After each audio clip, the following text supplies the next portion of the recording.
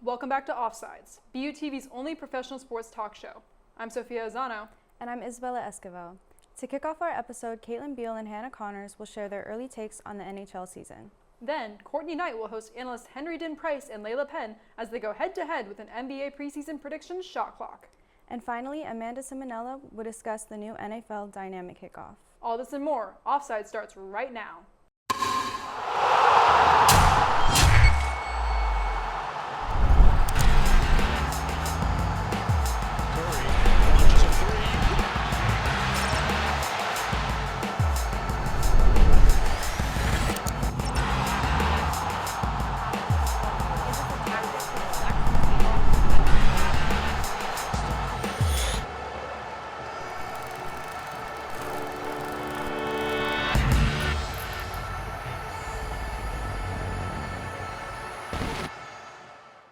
Thanks, Sophia. I'm Beal, joined by Hannah Connors to give you a preview of the upcoming NHL season along with our initial thoughts. While the season's just getting started, the offseason came with lots of roster changes and, of course, new draft picks. All eyes are on Boston University's Macklin Celebrini, who was the first overall draft pick by the San Jose Sharks this past summer. Hannah, why don't you give us some more insight on him? Sure thing. After winning the prestigious Hobey Baker Award, Celebrini will be a player to watch out for this coming NHL season. Celebrini had a total of 64 points in his one-year NCAA run, where he led Boston University to its second straight Frozen Four.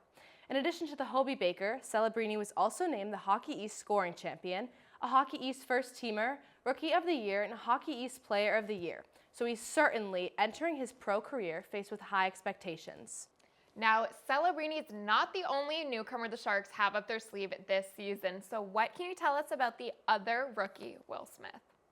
Smith was the fourth draft pick in the 2023 NHL draft before he went and joined the Boston College Eagles. In his freshman season, he set a new record for the Eagles program with 71 points. Despite the prior CONMEBOL rivalry, Smith and Celebrini will no doubt continue to be powerhouse centers for the Sharks, looking to improve their poor record from the past two seasons. Exactly right, Hannah. And now moving to the East Coast, another rookie to watch out for is Matvei Michkov. After terminating his contract with the Russian Hockey League, Michkov came overseas to join the Flyers, who drafted him 7th overall in 2023. Michkov led the league in points during the preseason, scoring 3 goals and adding 4 assists in 4 games. It looks like he's quickly becoming a key player for the Flyers. Despite initial concerns about him getting out of Russia, Michkov joined the Flyers ahead of schedule and has already shown why he's considered one of the best prospects from Russia since Alex Ovechkin and Evgeny Malkin. Now, in order to see how the teams will stack up this season, Hannah, why don't you take us back in time to last season's playoffs? Yeah, the 2024 playoffs were nothing short of spectacular, with the Florida Panthers emerging as Stanley Cup champions. Notable moments from the Panthers' ride to victory include their 4-2 battle against the Bruins in the second round. In the 2022-2023 season, the Bruins expected to take home the Stanley Cup that year, but lost to the Panthers in a thrilling 7-game series. The Bruins entered round 2 of the 2023-2024 playoffs looking for revenge, but the Bees fell to the Panthers once again. And right after that, the 2023-2024 Stanley Cup Finals were certainly a roller coaster of emotions, ending in a historic victory for the Panthers. Can you take us through that Oilers-Panther game? Facing off against the Edmonton Oilers, the Panthers took an early 3-0 series lead, only to see the Oilers storm back to force a decisive Game 7. In an intense finale, the Panthers emerged victorious with a 2-1 win, thanks to goals from Sam Reinhart and Carter Verhaeghe. The Oilers, led by the incredible Connor McDavid, fought hard but fell just short. It was a series for the ages, showcasing the very best of playoff hockey. I'm curious to see how the Panthers' momentum will continue this season. Another notable thing to watch out for this season is the introduction of the league's first female assistant coach. The Seattle Kraken made history by hiring Jessica Campbell as their new assistant coach, becoming the first woman to hold a full-time assistant coaching position in the NHL. She led Cornell to the Frozen Four during her years playing for the Big Red, won a medal at the 2015 World Championship, and spent 2 seasons as an assistant coach for the Kraken's AHL affiliate, the Coachella Valley Firebirds. Her hiring is not just a milestone for the Kraken, but a significant step forward for women in professional sports. Switching gears, Hannah, what teams are on your radar as the season kicks off? For me personally, I'm looking out for the Bruins this season. Jeremy Swayman, fresh off signing an 8-year extension, is set to be the lone star goalie on the Bruins roster, following the trade of Linus Ullmark to Ottawa.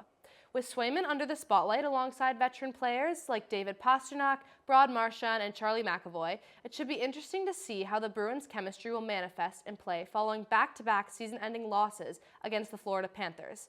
I think if the Bruins want a shot for the playoffs, they'll have to improve their power plays, which was a struggle last season. The teams I'm looking out for this season are the Canadiens, the new Utah Hockey Club, and the Devils. The Canadiens boast Lane Hutson, a breakout star at Boston University, and newly acquired right wing Patrick Laine from Columbus, though he is currently out with injury. The Utah Hockey Club has set up shop at the Delta Center in Salt Lake City, where they acquired Mikhail Sergachev and John Marino, two top 4 defensemen who could help lead the team to big success. The New Jersey Devils suffered many injuries last season, but with new starting goalie Jacob Markstrom and a healthy team, the Devils have a shot this season. I think all 3 of these teams have playoff potential and could make it all the way if everyone stays in top health. Great points, Caitlin. I guess we'll just have to wait and see how this season plays out. No matter how the teams shape up, we are certainly in for a treat. Now let's hand it over to Courtney, Layla, and Henry for an NBA prediction shot clock.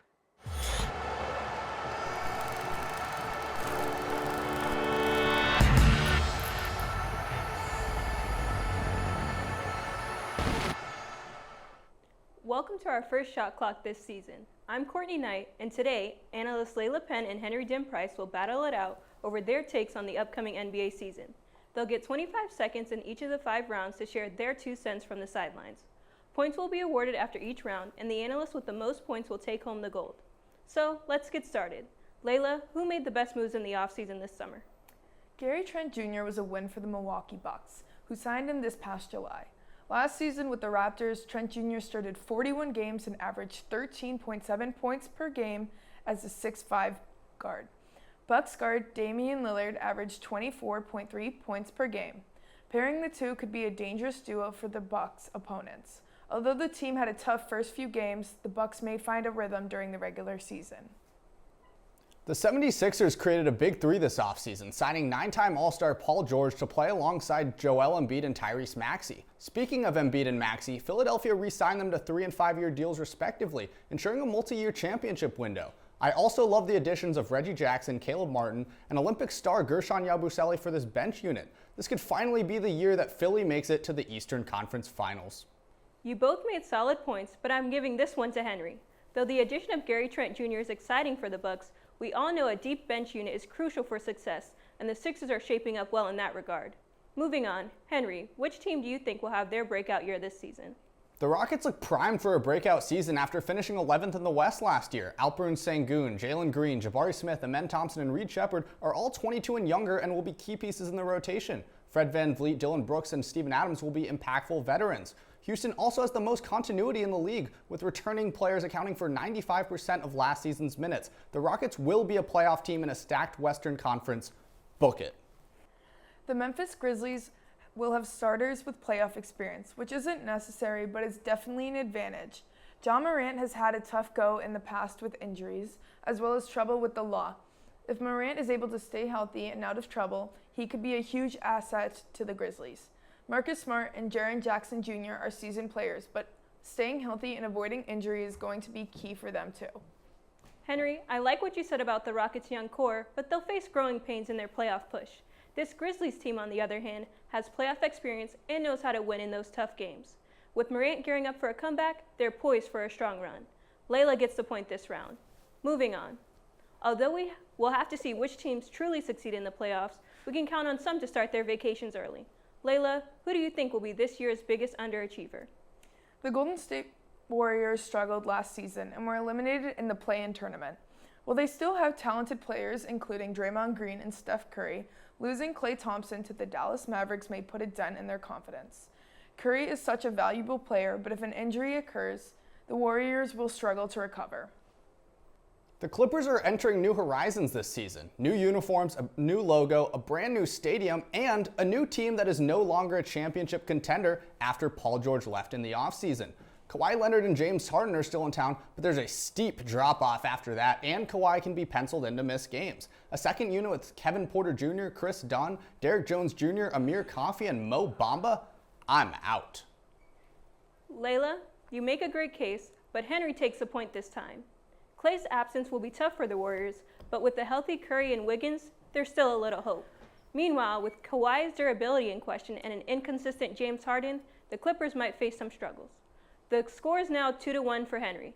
Now let's switch gears to one of the league's hottest topics, who will be crowned MVP? Take it away, Henry. My MVP pick is OKC guard Shai Gilgeous-Alexander. The Thunder were the #1 seed in the West last year, with SGA finishing as the MVP runner-up, averaging 30 points, 6 rebounds, and 5.5 assists. Ending as a top seed will always boost MVP odds, and I think OKC will be even better this year. Shai will continue to shine as the clear #1 option on the #1 team in the West, and by season's end, he'll be the one hoisting the MVP trophy. My MVP pick is Denver Nuggets center Nikola Jokic. This 7-foot center with 9 years of league experience averaged 29 points with 12.4 rebounds per game. Jokic has won back-to-back MVPs before, and while it's a rare feat, his talent could continue to outshine his competitors and lift him to his 4th MVP trophy. This is a tough choice for me. Both of these players are key assets on their teams, but I think Layla is right to pick Jokic here. Baseline talent aside, the Joker has a history of putting the team on his back, even while injured. And this year may be the year he joins LeBron as a 4-time MVP. So with the point this round, Layla's tied it up. And finally, we have the $1 million question. Who is the top contender to win the finals this season? Layla, the ball is in your court. As a Massachusetts native, I'm biased, but I'm picking the Celtics. While there's always room for failure regardless of talent, Jason Tatum and Jaylen Brown, along with the rest of the starters, have a solid dynamic with an impressive bench unit.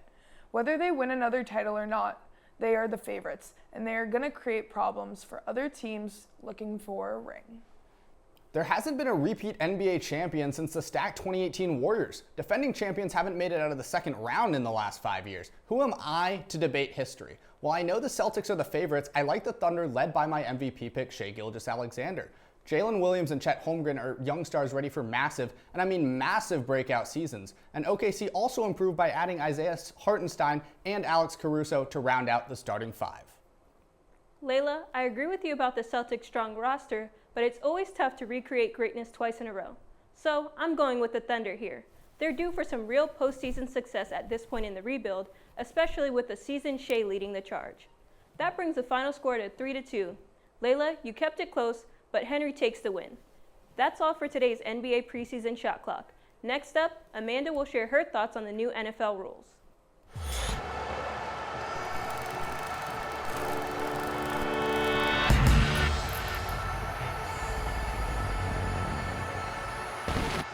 Thanks, Courtney. We're just over a month into the 2024 NFL season, and boy does it feel great to have football back again.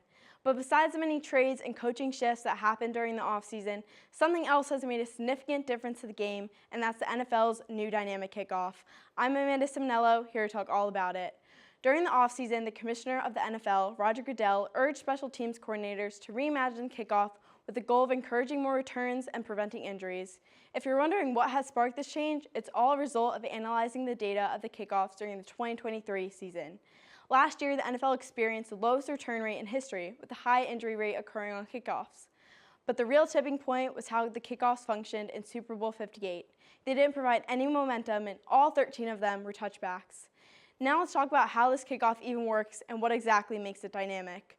The ball is still kicked from the offensive team's 35-yard line. However, the kicking team players now line up on the defensive team's 40-yard line. The kicker is not allowed to cross the 50-yard line, and the 10 kicking team players can't move until the ball is grounded or touches a player in the landing or end zone. Now for the receiving team. At least 9 players line up between the 35 to 30-yard lines, and 7 of the players must have 1 foot on the 35-yard line. The other players have to be positioned in the setup zone and are not allowed to move until the ball is grounded or in the receiver's hands. A maximum of 2 returners from the receiving team may set up in the landing zone, but must still remain still during and prior to the kick. This kickoff format mimics scrimmage play. Additionally, due to new formation, teams can no longer strategize and surprise a team with an onside kick, as they now have to declare it. This format is definitely a huge change and people have mixed feelings about it. While it has led to some good outcomes, it's not necessarily as promising as it was meant to be. A lot of football fans don't like how minimal action the new rules allow, especially compared to the energy of college football. After all, another goal of this dynamic kickoff was to restrict movement and reduce space and speed. That being said, this rule is only in place for the 2024 season and anything could change in the future. During the preseason, there was a lot of skepticism. The NFL's Executive Vice President for Health and Safety, Jeff Miller, said that there would be fewer injuries since the average player speed is 20% slower with the new rules. While the injury rates did drop, there were more concussions with the dynamic kickoff during the preseason. Ultimately, the results of the preseason prompted lots of weariness about the success of the new kickoff, and there were even some discussions of changing it heading into the season due to a fear of a less entertaining game and an increased concussion rate. With all those fears, here we are a month into the season with the dynamic kickoff still in place. There's data to prove the dynamic format is working. The NFL average starting field position is now at the 29-yard line, which is a lot better than the average of last season starting at the 24-yard line.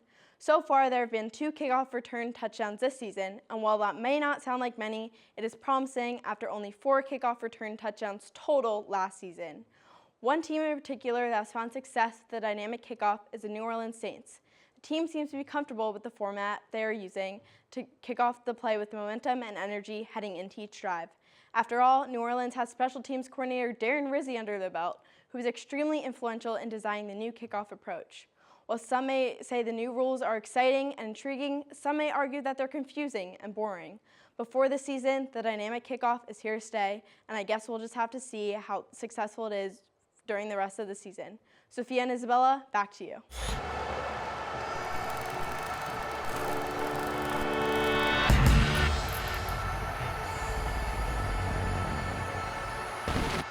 Thanks, Amanda. That's all we have for this episode of Offsides. If you're interested in joining our team, please email us at offsides@butv10.com. Also, be sure to follow us on Instagram and X at Offsides10.